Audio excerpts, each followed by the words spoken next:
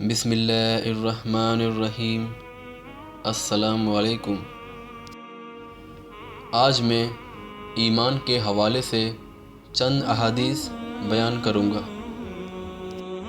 صحیح بخاری میں ہے، سیدنا عبداللہ بن عمر رضی اللہ تعالی عنہ نے کہا کہ رسول اللہ صلی اللہ علیہ وآلہ وسلم نے فرمایا، اسلام کا محل 5 ستونوں پر بنایا گیا ہے۔ نمبر 1، اس بات کی شہادت دینا کہ اللہ تعالیٰ کے سوا کوئی معبود نہیں، اور اس بات کی بھی گواہی دینا کہ محمد صلی اللہ علیہ وآلہ وسلم اللہ کے رسول ہیں۔ نمبر 2، نماز پڑھنا۔ نمبر 3، زکوٰۃ دینا۔ نمبر 4، حج کرنا۔ نمبر 5، رمضان کے روزے۔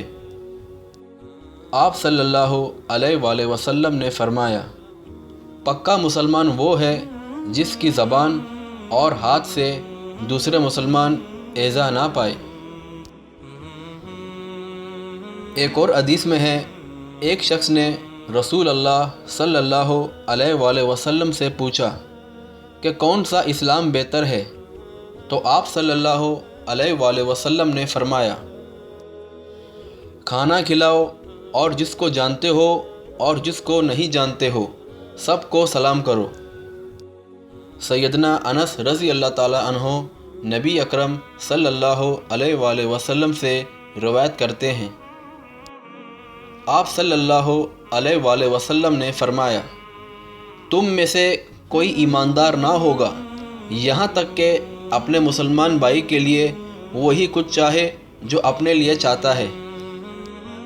اور ایک اور جگہ سیدنا ابو ہریرہ رضی اللہ تعالیٰ عنہ سے روایت ہے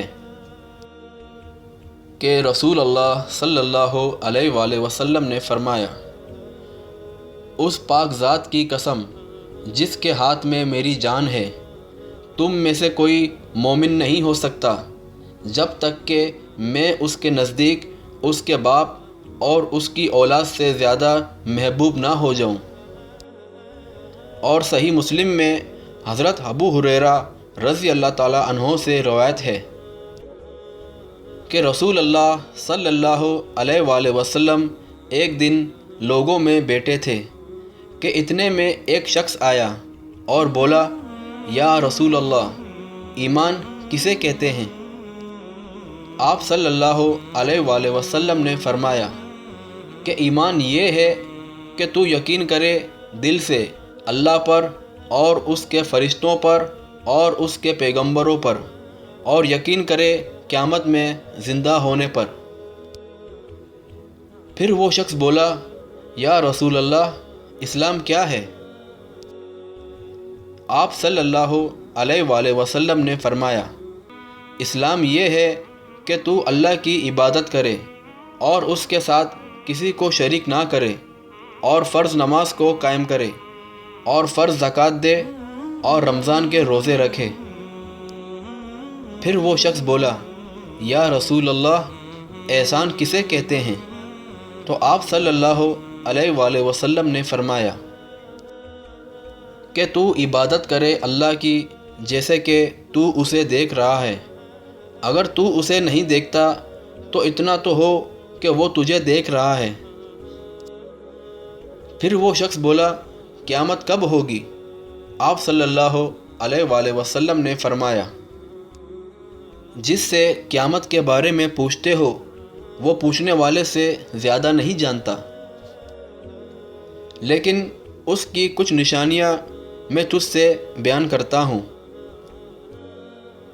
جب لونڈی اپنے مالک کو جنے، اور جب ننگے بدن ننگے پاؤں پھرنے والے لوگ سردار بنے، اور بکریاں یا بھیڑیں چرانے والے بڑی بڑی عمارتیں بنائیں، تو یہ بھی قیامت کی نشانی ہے۔ جس کو اللہ کے سوا کوئی نہیں جانتا، یہ کوئی نہیں جانتا کہ کل کیا ہوگا، کیا کرے گا، وہ کس ملک میں مرے گا، اللہ ہی جاننے والا اور خبردار ہے۔ پھر وہ شخص پیٹھ موڑ کر چلا گیا تو رسول اللہ صلی اللہ علیہ وآلہ وسلم نے فرمایا اس کو پھر واپس لے آؤ۔ لوگ اس کو لینے چلے تو وہاں کچھ نہ پایا۔ تب آپ صلی اللہ علیہ وآلہ وسلم نے فرمایا کہ وہ جبرائیل علیہ السلام تھے، تم کو دین کی باتیں سکھلانے آئے تھے۔